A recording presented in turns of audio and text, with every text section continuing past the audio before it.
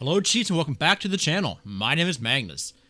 In this video, we're going to be visiting RedThorn for our July edition of the Supercell Clan War League. In this video, we'll be looking at 7 attacks that took place during the War Week, highlighting some of the clutchest or most OP attacks that came through this week. Before we get into these attacks, if you haven't already, please consider subscribing to the channel and leaving a like on the video. With that being said, guys, let's get straight into these attacks. In the first replay, we've got Little Michigan coming in with the Queen Charge Lalo. Particularly wanted to highlight this because Michigan only started using air-based attacks in the last week. And I would say he came off with a really good start. Looking to take on the Town Hall in the very early stage of this attack.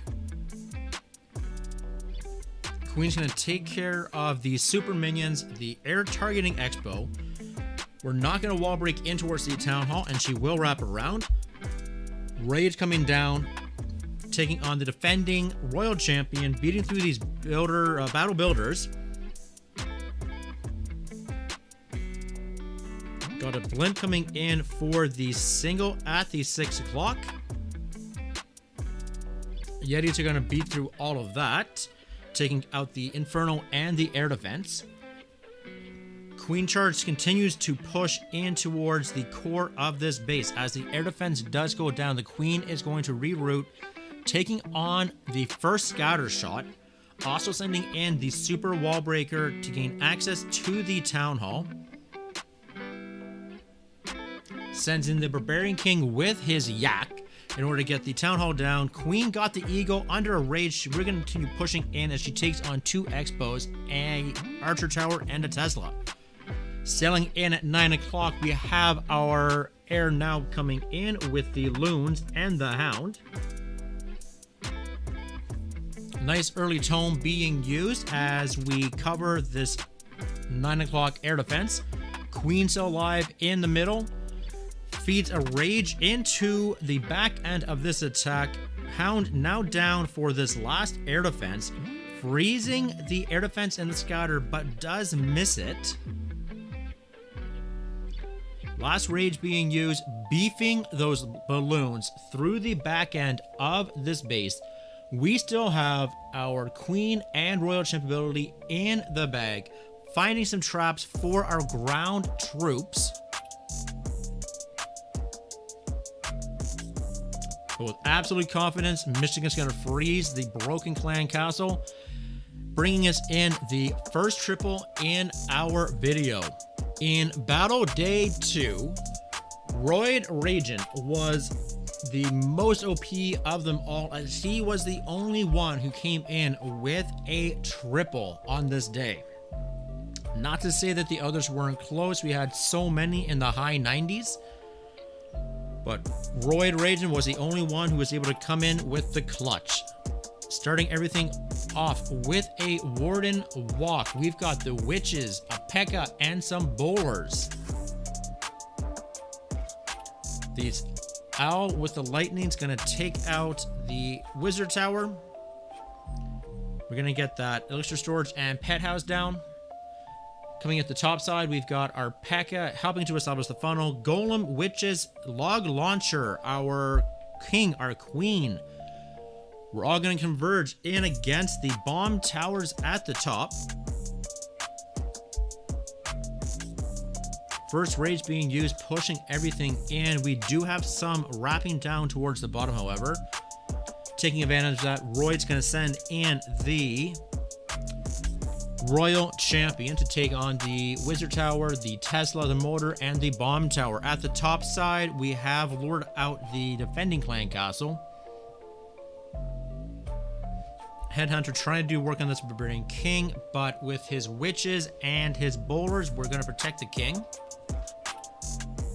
Queen and Warden still working in the middle. Our Yetis coming out of the Log Launcher get that Town Hall down.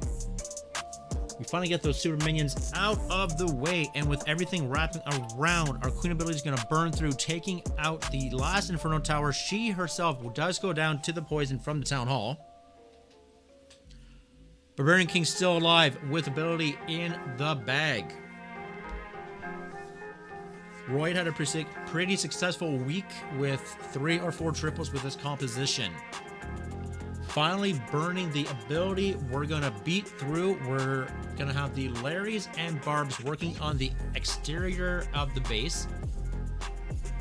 Yak and Barbarian King are gonna beat through the storage to take on the Archer Tower and the final 2 defenses, securing a pretty dominant triple.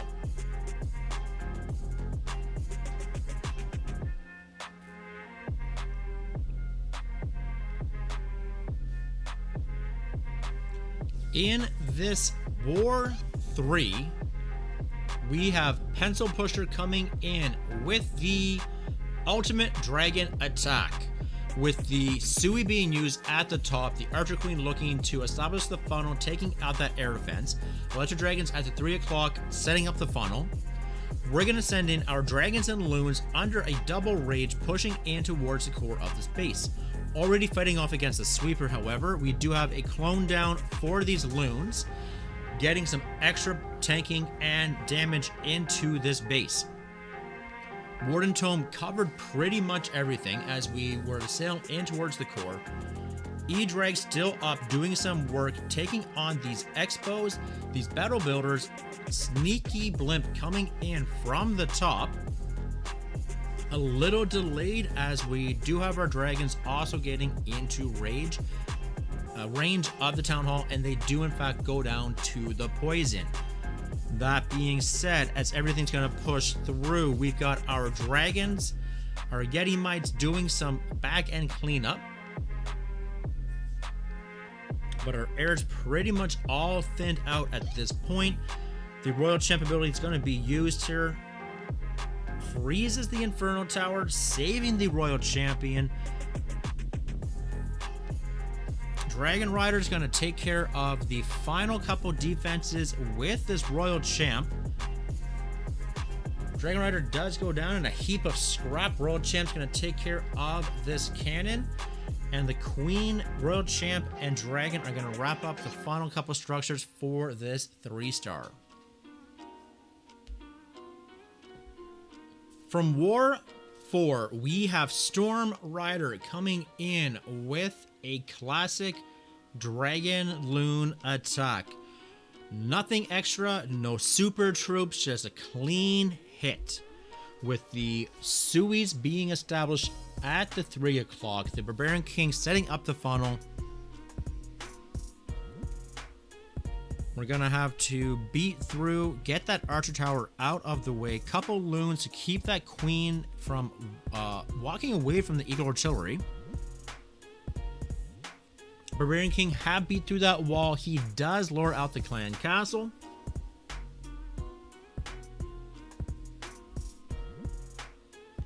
Being very patient here as everything gets established. The Queen will have to be popped due to the damage from the cannon, which in turn popped the Hound. We're going to try and beat through as many of these pups as we possibly can.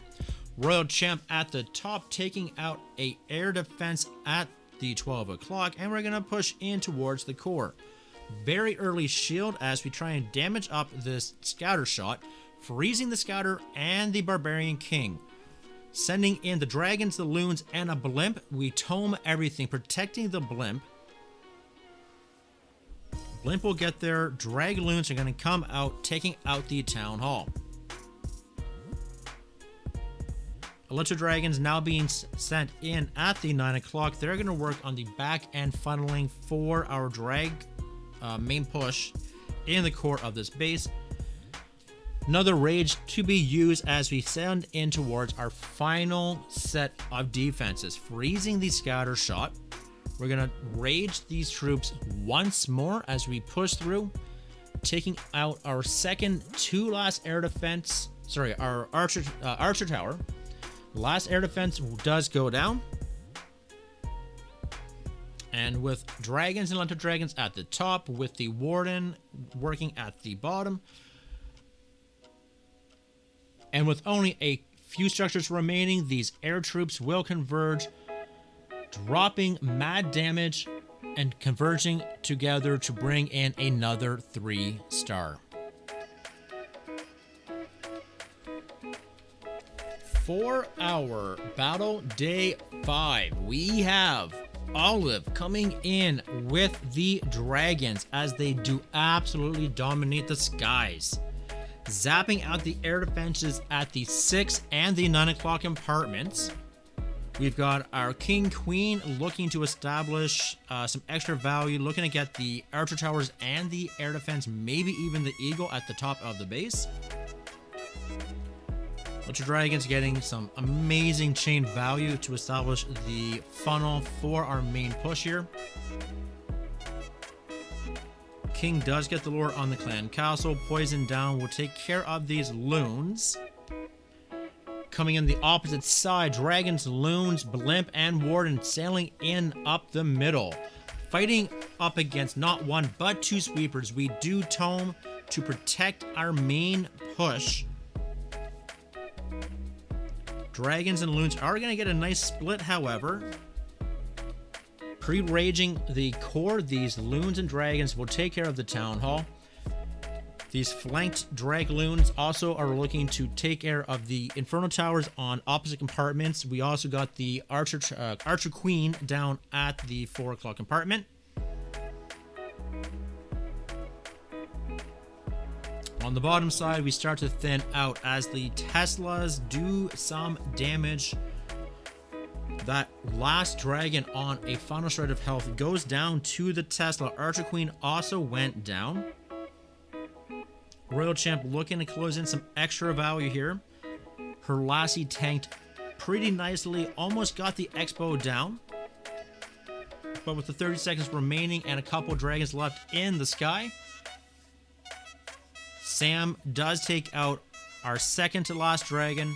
Our owl, a warden, and our dragon are going to have to patiently get through this tornado trap in the core.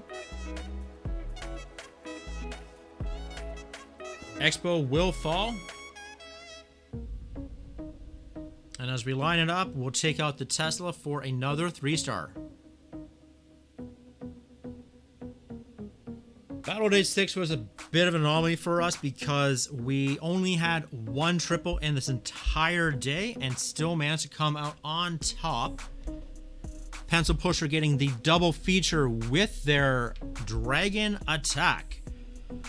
King and Queen setting up the funnels at the 3 o'clock. The Electro Dragons at the bottom, keeping everything in the nice pathway here. Double Rage sending these loons in against the core. Cloning them yet again. We're going to tome up against the double Scouter shot. Back and Blimp coming in under Rage to take care of the Town Hall. First Scouter is down. Gonna freeze the back end Scouter and Sweeper and Inferno Tower. Fortunately, finding the tornado trap right in the middle of this base slows everything down here momentarily. These dragons are now starting to thin out. We get the Scatter Shot down. The Barbarian King is still doing work in the middle. We're gonna get that Inferno Tower down with the Sweeper. Queen alive at the top of the base with her archers doing the cleanup. Royal Champ's going to converge with the Barbarian King. As the BK tanks, the Royal Champ will take care of those final 2 defenses. We pop the BK ability, beating through this wall to get the final structures in this next triple.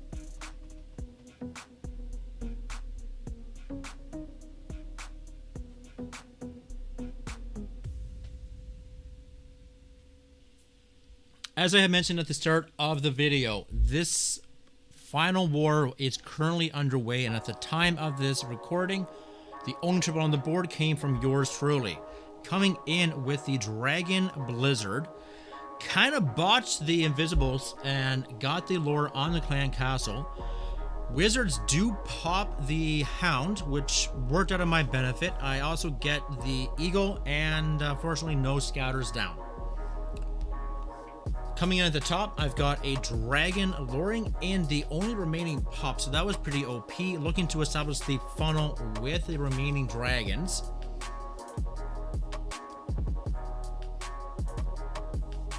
Was looking to make sure that that King stayed out of range and didn't pull my dragons too far to the side.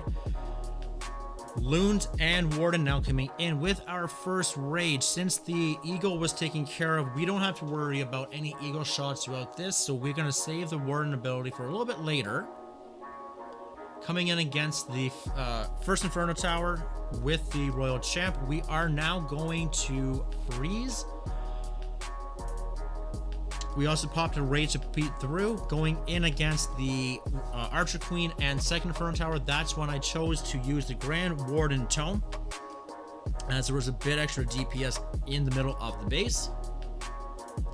Using the King and Queen to help clean up the backside so these dragons didn't wrap around. Sending in the Super Wall Breaker at the 9 o'clock so that the Barbarian King would set the funnel up for the Queen to go inside this compartment if necessary. So popping the beacon ability nice and early, we send that Queen in. The King actually also went inside that compartment. However, we continue to proceed through this attack using our last freeze, holding on to the Scatter Shot and X-Bow. RC ability is going to be forced here. We get the X-Bow, the air defense, and the last cannon down. No air defenses, no air troops remaining, but with the final 4 structures, it ultimately did not matter, as the Royal Champ is going to beat through these final 2 collectors and bring in the last triple of our video. With 20 hours remaining in Battle Day, we will have to see whether or not we in RedThorn can claim some additional stars to take first place away from Kurd King. If you're interested in learning more about RedThorn, I will leave a link to their Twitter and Discord down in the description of this video. They are also a member of the Clash Files family, so if you are interested in joining, make sure to follow that link. As always, I appreciate you spending some time out of your day to hang out with us here. If you liked the video, hit the like button, and if you haven't already, please subscribe. Until next time, guys, take care. Press start.